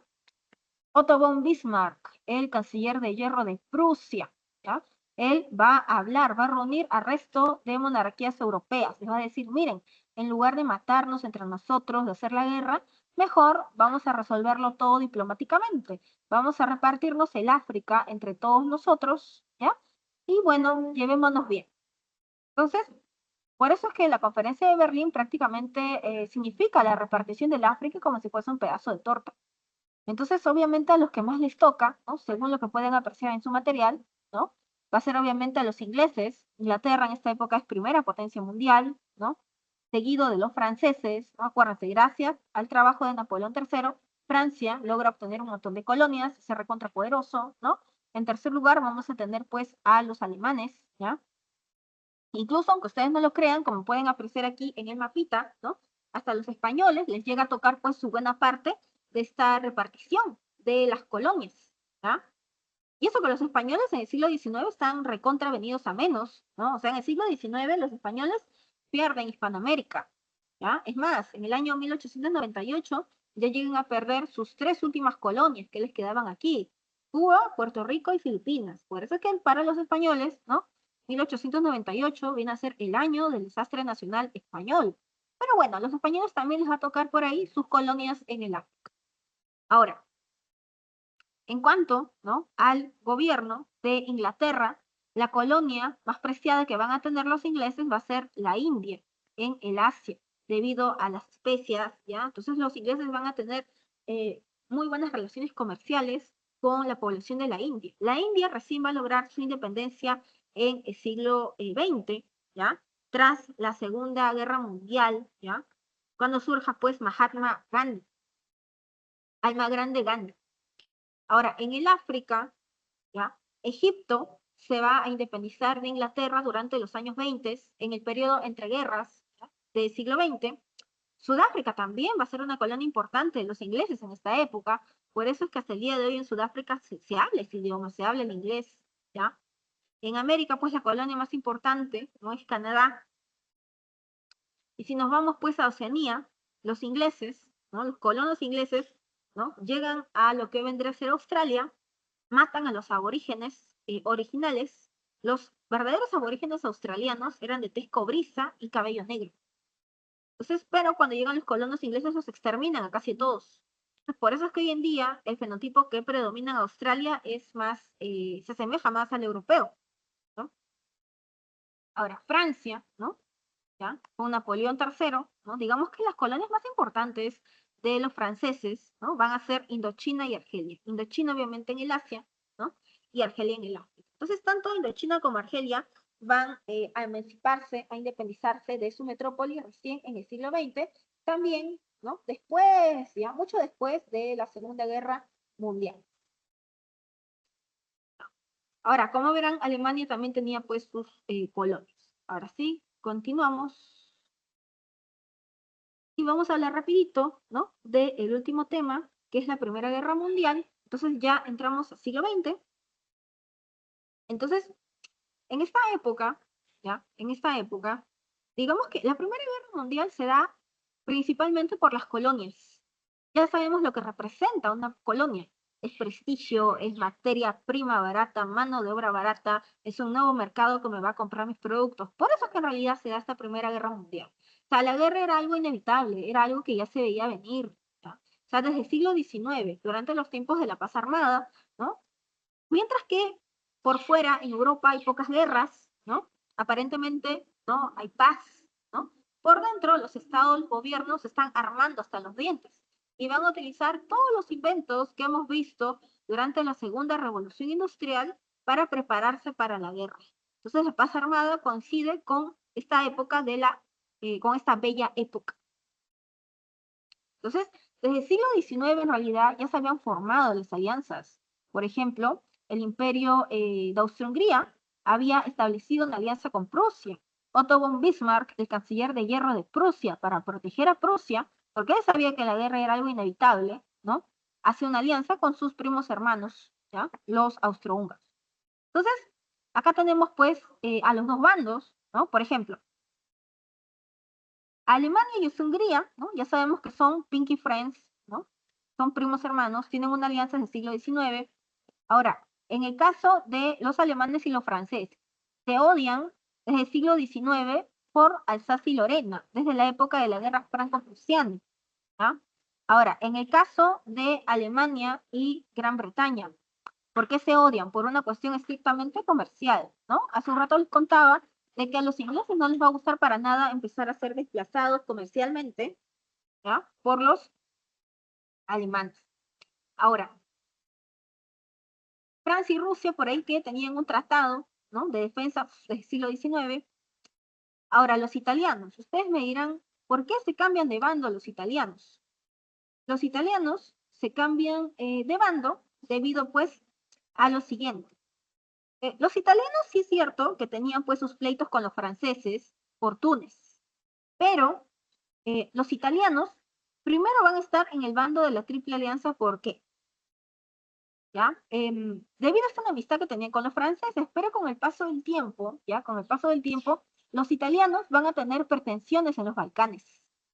Y el Imperio Austrohúngaro también tiene pretensiones en los Balcanes. Entonces, en esta pretensión por los Balcanes, ¿a quiénes creen que va a apoyar Alemania? ¿A sus primos hermanos, a sus amigos de toda la vida, los austrohúngaros o a los italianos? ¿Qué es lo más lógico?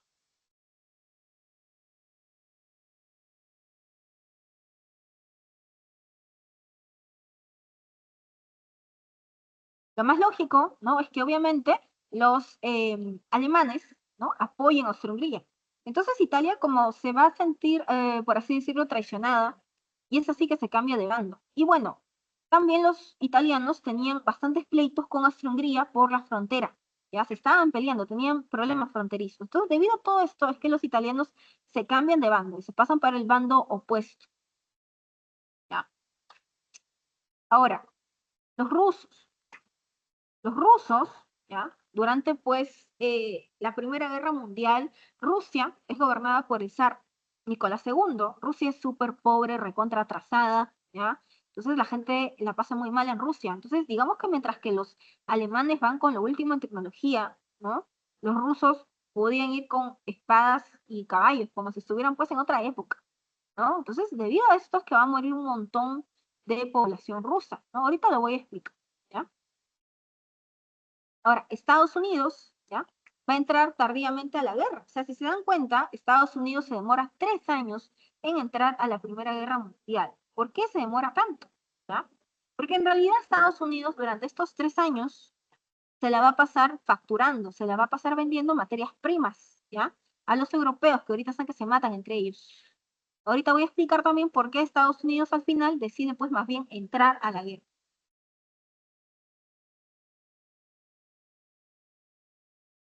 Entonces, toda guerra para que empiece necesita un pretexto. ¿Ya? Entonces, se dice que la Primera Guerra Mundial pudo quizá haber empezado durante la crisis de los Balcanes, ¿ya? También se especula que la Primera Guerra Mundial pudo haber empezado durante la crisis del Marroquí, pero finalmente, ¿ya?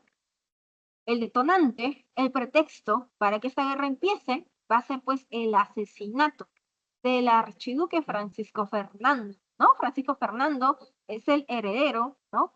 Al trono del Imperio Austrohúngaro. Entonces, Francisco Fernando había recibido amenazas de muerte, se había salvado, ¿ya? De intentos de asesinato. Pero el terco, ¿no? Decide ir a Sarajevo, que pertenecía a Serbia en esta época, en un carro, como pueden apreciar en la imagen, sin cubierta. Viaja junto a su esposa, Sofía. Entonces, en esos aparece un chibolito de nombre Gabriel Prince, y este chibolito agarra pues una pistola, ¿no? Y le dispara a Francisco Fernando y a su esposa Sofía en el estómago. Entonces, los llevan al hospital, pero allí solamente van a certificar su deceso. Entonces, este chibolito, Gabriel Prince, pertenecía a una agrupación terrorista, serbia. Entonces, inmediatamente Austria-Hungría le va a pedir explicaciones a Serbia. ¿Y qué cosa van a hacer los serbios? Los serbios van a llamar, ¿ya?, a sus hermanos, ¿ya?, a sus pinky friends de toda la vida, los rusos. Y los rusos van a llamar pues a sus amigos los franceses. Acuérdense, para esta época, ¿no? Estos dos tenían pues una alianza desde el siglo XIX. Entonces, Austria-Hungría, ¿no? ¿Qué es lo que va a hacer? Va a llamar pues a Alemania, ¿no? A sus primos hermanos, los alemanes, ¿no? Entonces, digamos que cada quien llama a su mancha y todo el mundo se acaba declarando la guerra contra todo el mundo, ¿ya? Entonces, esto es lo que acaba iniciando esta Primera Guerra Mundial. Entonces, los alemanes, obviamente, empiezan todo, ¿no? Tratando de invadir Francia. Entonces, para llegar a Francia, obviamente tienen que atravesar Bélgica. Ahora, en la batalla de Marne, digamos que los alemanes no van a poder, ¿ya?, contra los franceses. Ahora, si nos vamos a Rusia, ¿ya?, si nos vamos a Rusia Oriente, nos vamos a Oriente, entonces acá vamos a tener que los rusos se van a enfrentar a los alemanes durante las batallas de Tannenberg y Lagos Masurianos. Entonces, durante estas batallas de Tannenberg y Lagos Masurianos, ¿no?, van a morir miles y miles, ¿ya?, de soldados rusos. Entonces, porque, como les digo, mientras los alemanes van con lo último en tecnología, ¿ya?, van con gases, van con metralletas, ¿ya?, o sea, van con lo mejor, los rusos van con espadas, ¿ya? O sea, como si fuera, no sé, la Edad Media, no sé, otra época, pues no están en otras los rusos. Entonces, eso es lo que va a producir miles de bajas en el ejército ruso. Entonces, como prácticamente todos los soldados no se han muerto, el zar Nicolás II decreta en Rusia el servicio militar obligatorio, o sea, enrolar a la fuerza, ¿no?, a los rusos, a que vayan a la guerra. Entonces, esto va a causar pues muchísimo descontento, ¿ya? Muchísimo descontento en la población rusa. O sea, porque ¿quién va a querer mandar a morir a sus hijos? Nadie. Entonces, acá es en donde la gente pues empieza a reclamarle al zar. En realidad, es todo un pliego de reclamos que le exigen al zar. O sea, Rusia era pobre, era atrasada, ¿no? Entonces, es toda una serie de reclamos. Pero digamos que desde acá, la gente empieza a reclamarle con fuerza al zar. Entonces, va a llegar un momento en que al zar no le va a quedar otra que abdicar, que dar un paso al costado. Entonces, es en ese contexto, ¿no?, en que se va a acabar produciendo la Revolución Rusa en 1917. Entonces, en esta época, ¿no?, los mencheviques toman el poder. Los mencheviques son como los socialistas moderados, por así decirlo. Entonces, estos socialistas, ¿ya?, moderados, con su líder Alejandro Kerensky, toman el poder. Entonces, ¿ustedes creen que van a retirar a Rusia de la Primera Guerra Mundial, que era algo que quería la gente? ¿Qué creen? ¿Retira o no retira a Rusia, Kerensky, de la Primera Guerra Mundial?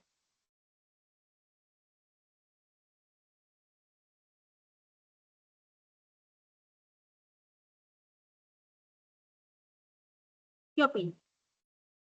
¿Qué opinan? ¿Puede repetir la pregunta, Miss? ¿Ustedes qué cosa creen que va a suceder? O sea, cuando entra Alejandro Kerensky al poder, el líder de los mencheviques en Rusia, ¿retirará o no retirará a Rusia de la Primera Guerra Mundial? ¿Qué opinas?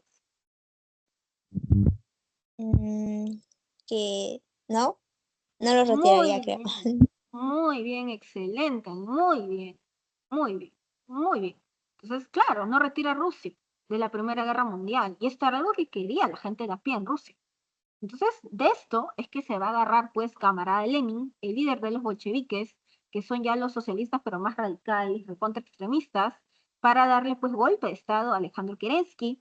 Y así es como camarada Lenin entra al poder. Y Lenin lo primero que hace es retirar a Rusia de la Primera Guerra Mundial. Entonces, durante la guerra de posiciones, la guerra de trincheras, según uno de mis profes de la universidad, en realidad prácticamente ambos bandos estaban de igual a igual, ¿ya? De igual a igual. Por eso es que se da esta guerra tan desgastante de las trincheras, ¿no? La guerra de trincheras es prácticamente hacer una zanja una frente a la otra, ¿no? Y dispararse pues todo el tiempo. Entonces, durante esta época, en 1916, vamos a tener pues las peores batallas, por así decirlo, ¿ya? Verdún va a ser la batalla más larga, va a durar desde febrero hasta diciembre de 1916. Y Somme se va a convertir en la batalla más sangrienta. En Somme van a morir 1 millón de soldados de cada bando, ¿ya? De cada bando. Entonces es recontra sangriento. Entonces es una guerra recontra desgastante, la guerra de trincheras, ¿ya? Que va a abarcar pues desde el Mar del Norte, ¿no? Hasta Suiza, un montón de territorio. Entonces, ahora, es en este contexto en que los ingleses decretan un bloqueo comercial a los alemanes. ¿Y cómo responden los alemanes? Iniciando una guerra submarina. Esto era algo que nunca antes había visto en la historia de la humanidad. Una guerra por debajo del agua, ¿ya? Entonces, los alemanes empiezan a hundir todos los barcos, ¿ya? Que se acerquen a Inglaterra. Entonces, así es como incluso hunden un barco peruano en esta época. Entonces, también van a hundir en este contexto el Lusitania. El Lusitania es un barco que porta banderitas inglesas, ¿no? Pero que tiene pues tripulación norteamericana. Ahora, el telegrama de Zimmermann. ¿Qué cosa es el telegrama de Zimmermann? En el telegrama de Zimmermann, ¿no? Los estadounidenses van a descubrir de que los alemanes están transando con los mexicanos. ¿Qué cosa están transando? Están transando apoyo. Los alemanes están diciendo a los mexicanos, miren, nosotros vamos a ayudarlos, vamos a apoyarlos para que ustedes recuperen el 60% de su territorio que les quitaron los norteamericanos. Entonces acá es en donde recién los norteamericanos deciden entrar ya con fuerza a la Primera Guerra Mundial. Entonces, ¿ya? Digamos que gracias al apoyo norteamericano, que llega con más de 1 millón de soldados, ¿no? Nuevos, ¿no? Es que la balanza de la guerra se inclina a favor del bando de la Triple Entente, Entente Cordiale, o conocido como el bando de los aliados. Entonces, al final, pues, se quita Rusia, ¿no? O sea, camarada Lenin firma el Brest-Litovsk. Rusia se quita de la guerra, pero un costo altísimo, porque el Brest-Litovsk va a decir que los rusos, ¿no? Tienen que dejar un montón de sus colonias, ¿ya? Lituania, Estonia, pero un montón de colonias. Pero bueno, digamos que se quita Rusia, que más era un estorbo con ayuda, y entra a Estados Unidos. Y gracias a Estados Unidos es que los aliados acaban ganando esta guerra, ¿ya? Entonces, al final cae el Kaiser Guillermo I, ¿no? Entra al poder una breve república, la República de Weimar, y esta República de Weimar es la que solicita el armisticio de Compiègne, ¿ya? O sea, solicita la rendición, el alto al fuego.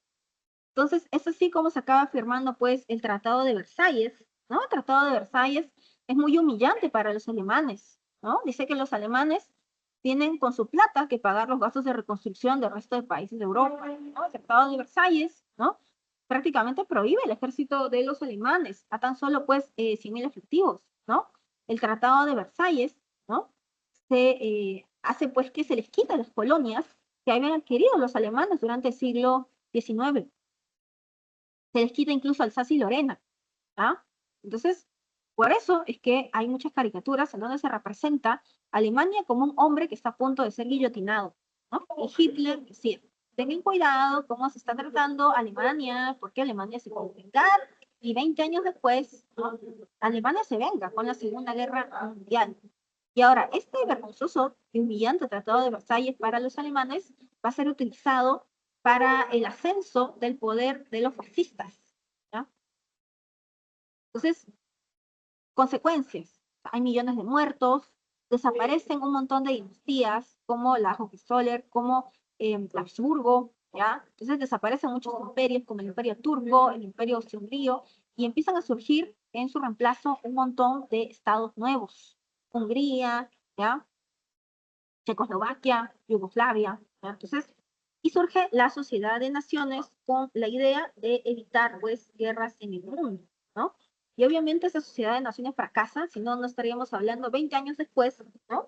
De, del desarrollo, ¿no? De la, perdón, de la Segunda Guerra Mundial. ¿Ya? Entonces, ahora sí, vamos a pasar una vez los ejercicios, ¿no?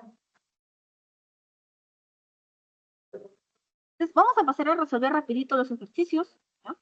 Entonces, vamos con la pregunta número 1, ¿ya? Entonces, la pregunta, saquen su material, por favor, ¿ya? Entonces, la pregunta número 1 dice lo siguiente, ¿ya? 1. Durante el siglo XIX se desarrollaron distintas ideologías que definieron el pensamiento en el mundo contemporáneo y que tienen influencia, ¿ya? Influencia en la actualidad. Entre ellas destacó el liberalismo, impulsada por la nueva élite comercial industrial, la cual defendió la propiedad privada y la libertad individual. En su propuesta política se caracterizó por A. Proteger las tradiciones y privilegios del antiguo régimen. Esto es falso. ¿Por qué? Porque acá te preguntan por el liberalismo, no por el conservadurismo. Y la pregunta A está haciendo alusión al conservadurismo. Entonces la A no puede ser.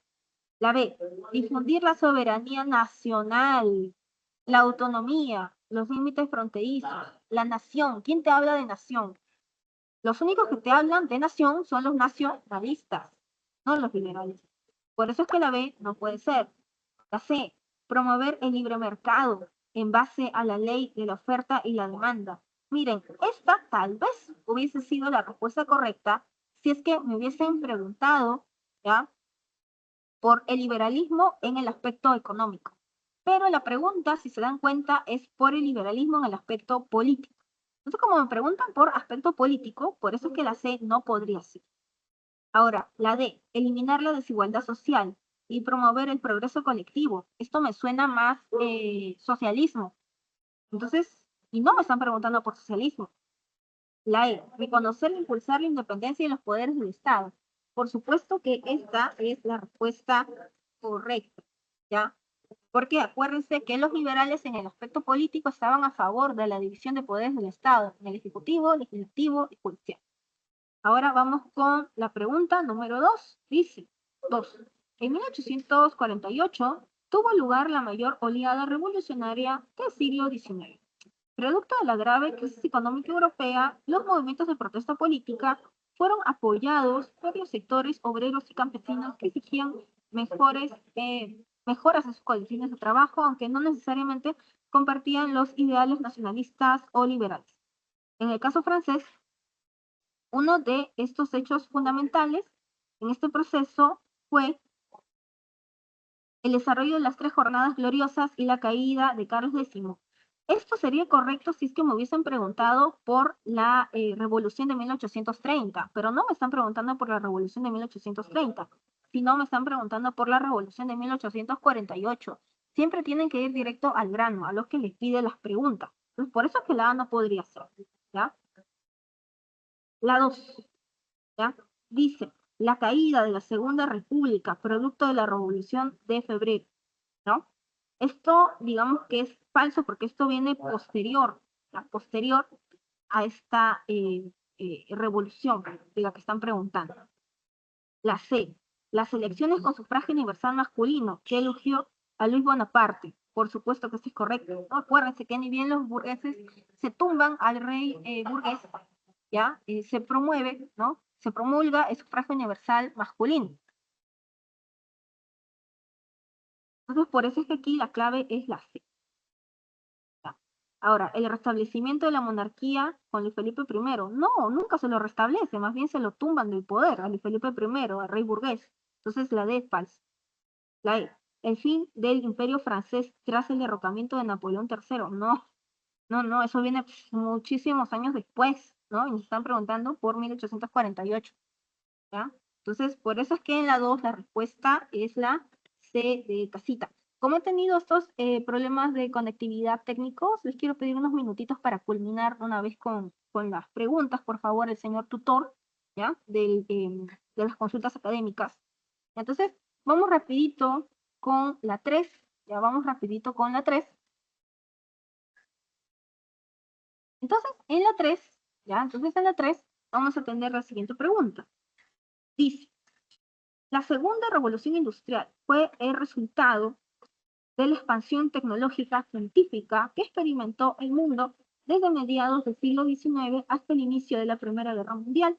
Esta nueva etapa estuvo marcada por el uso de nuevas fuentes de energía, la aparición de diversas industrias y la participación de otros países fuera de Europa. Indique verdad o falsedad de los siguientes enunciados. Entonces dice, 1. ¿El carbón y el vapor reemplazaron al petróleo como nuevas fuentes de energía? No, más bien el carbón y el vapor fueron utilizadas durante la primera revolución industrial, no durante la segunda. Y me están preguntando por la segunda revolución. Entonces por eso es que la 1 es falsa. La 2. ¿El taylorismo y el fordismo fueron innovaciones en los sistemas de trabajo? Por supuesto que sí, ¿no? ¿Se acuerdan que yo les comentaba que van a tener como finalidad mejorar la productividad, ¿no? Ahora, la 3 dice, se desarrollaron el tranvía eléctrico, el buque de acero y el automóvil. Claro, estos son inventos, ¿no? La electricidad, la industria del acero, los autos, ¿no? Son inventos que surgen en este contexto de la segunda revolución industrial. La sentencia 3 es correcta.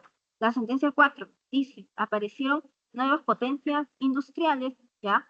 Como Estados Unidos y Japón, por supuesto. Acuérdense, Estados Unidos empieza a desplazar comercialmente a Inglaterra, a Gran Bretaña, ¿ya? Y eso no le va a gustar para nada a Inglaterra. Entonces, por eso es que aquí en la 3 la respuesta es la D.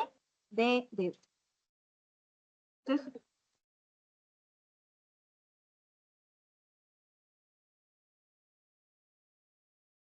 la 4.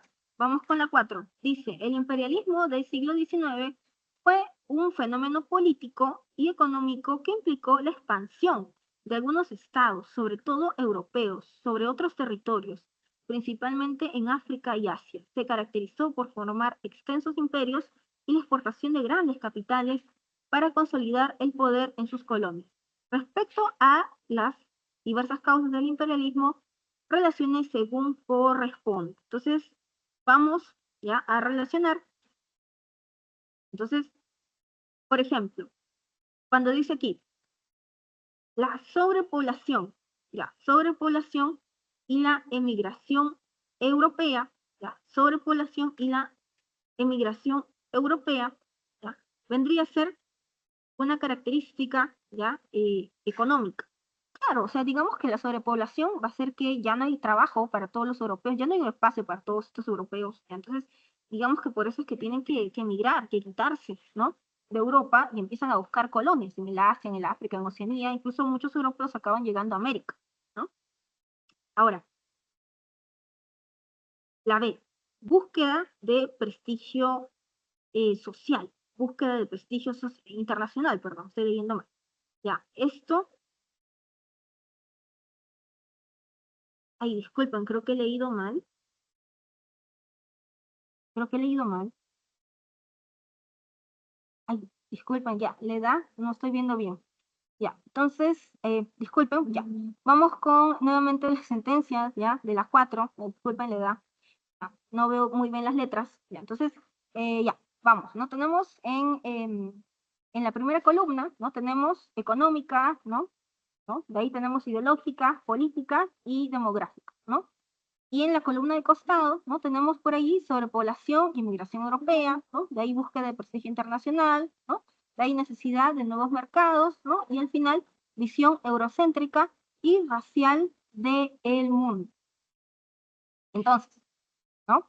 Obviamente que sí, ¿no? Que La sobrepoblación y la emigración europea, ¿no? Obviamente está relacionado, ¿no? Con el aspecto político, ¿no? Con el aspecto político. ¿Por qué? ¿No? ¿Por qué está relacionado con el aspecto político? ¿No? Porque esta sobrepoblación, esta emigración europea, ¿no? Digamos que los europeos les conviene, ¿no? Digamos que migrar a todas partes del mundo, ¿no? Expandirse, ¿ya? Expandirse muchísimo, digamos que para crecer, ¿no? Porque ya sabemos lo que representan pues esas colonias, ¿no? Materias primas baratas, cosas de producción baratos, ¿no? Etcétera. Entonces, por eso es que es tan importante para los europeos pues la expansión, ¿ya? Después, ¿ya? Por ejemplo, demográficas, ¿ya? Demográficas iría con búsqueda de prestigio internacional. ¿Por qué iría con búsqueda de prestigio internacional? ¿Por qué? Porque, ah, ¿vas a consultar algo, creo? ¿Quieres hablar? Sí, sí, Miss, pero en el material dice que políticas va con búsqueda de prestigio internacional. Sí. Sí. Porque acá tengo, me han dado otras claves, ¿ah? La 4 dice Ah, A. porque, ajá, la 4 es A, la 3 era la B, la 2 la D y la primera era la C. En clase de presencial dijeron que las claves estaban mal. ¿De la 4? Sí, que no había clave. Así. Ah, ya. Ya, entonces mira, vamos a desarrollar la 5, ¿ya? Rapidito, ¿ya? Porque no sé si de ahí tendrán otro repaso.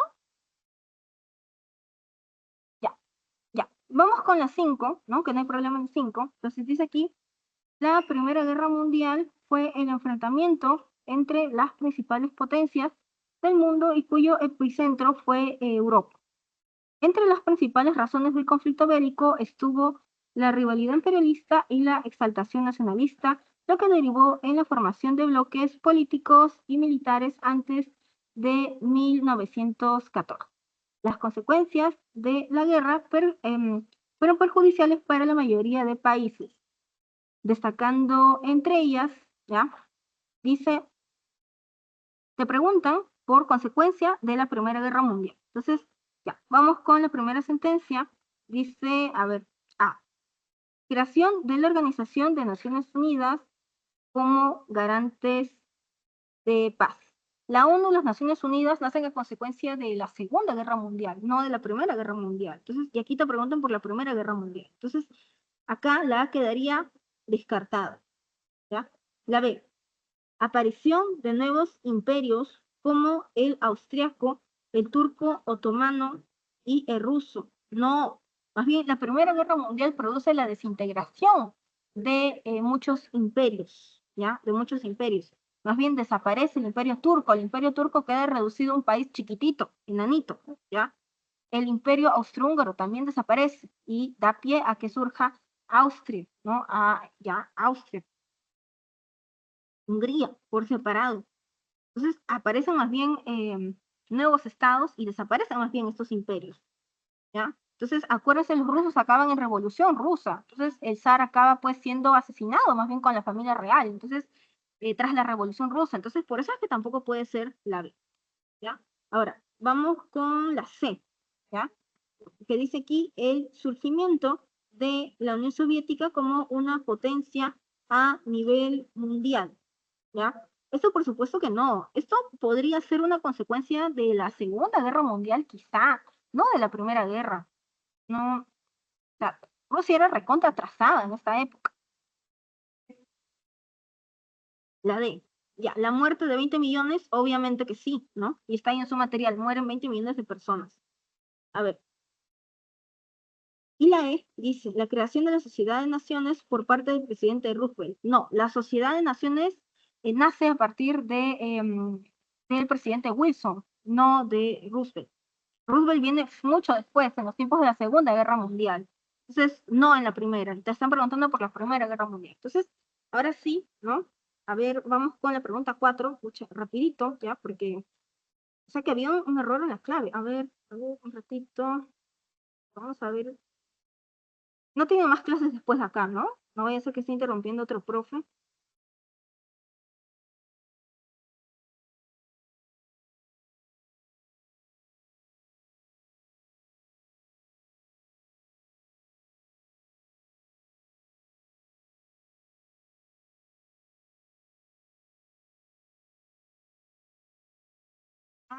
Sí, discúlpame. Sí, acá habían colocado, ¿no? O sea, ya, la respuesta, ¿no? Para que la clave, ¿ya? Sea la 4A, acá lo estoy poniendo en el material, tiene que haber la siguiente corrección, ¿ya? Lo voy a poner en el chat, ¿ya? 4A, 3B, 1C, 2D, ¿ya? Ya, o sea, de esta manera, ¿no? La 4 sí sería la A, ¿ya? En el solucionario, pero, o sea, tienen aquí que corregir estas sentencias, ¿ya? Estas sentencias, de razón que se me parecían un poco raro. Ya, a ver, ya, entonces, ya, con esta corrección, ¿no? De que la 4, ¿no? Sería la A, la 3 la B, la 1 la C y la 2 la D, es que de esta manera sí la 4 sería la A, ¿no? Ya, entonces, a ver, ya, con la corrección, ¿no? Vamos a... De acá no tienen otra, reemplazo, ¿no? ¿Otro consultas sé. académicas tienes o ya no? No sé. Creo ¿No? que no, Miss. Ah, ya. Ya, entonces, a ver, ya, vamos rapidito, ya, con esta corrección, discúlpame, ya. A ver, ya. Entonces, ya, para que la 4 sea la A, ¿no? Corrigiendo, ¿no? Corrigiendo, ¿no? Entonces, ya, la sentencia 4, ¿no? La sentencia 4 ya, sí, iría con el A, ¿no? Bueno, sí, obviamente sí, ya con eso sí ya calza mejor, liga mejor, ¿no? Este tema de la sobrepoblación, ¿no? O sea, este boom demográfico, esta explosión demográfica, ¿no? Obviamente vendría a ser pues de tipo demográfico, ¿no? Y también la inmigración europea, ¿no? Por eso es que los europeos empiezan a buscar colonias en todas partes, ¿no? Entonces, a ver, la sentencia 3, ¿no? La sentencia 3 con la B, en el aspecto político sí, ¿no? O sea, el prestigio, ¿no? Para Francia, para Alemania, ¿ya? Para todos estos países, ¿no? Era pues la colonia, ¿no? La colonia representaba el prestigio. A ver, la 1 la C, ¿ya? Económicas, la necesidad de nuevos mercados, sí, o sea, acuérdense, la colonia representaba, ¿ya? Un nuevo mercado que me iba a comprar todos estos productos, ¿no? Ya, a mí, como gran empresario. Entonces, obviamente, me va a convenir, pues, la colonia. Es un nuevo público consumidor al que yo le vendo todos estos productos, ¿ya? Y la D, ¿ya? La 2D, que dice, obviamente, ideológica, visión eurocéntrica y racial del mundo, ¿no? Entonces, acuérdate que yo te comentaba que los europeos crean esta idea de racismo científico, ¿no? Para justificar su expansión por el mundo, ¿no? Esta absurda idea de que supuestamente hay razas que son superiores que otras, ¿no? Y bajo esta lógica, los europeos son la raza superior, ¿no? Los más cultos, los más inteligentes, ¿ya? Los más civilizados. Entonces, bajo esta idea es que van a justificar, crean un discurso político, ¿no? Ideológico, para justificar su expansión sobre el Asia, el África y Oceanía, ¿ya? Entonces, ya, entonces acá pues te dejo, ¿no? Las claves, ¿no? En el chat, ¿no?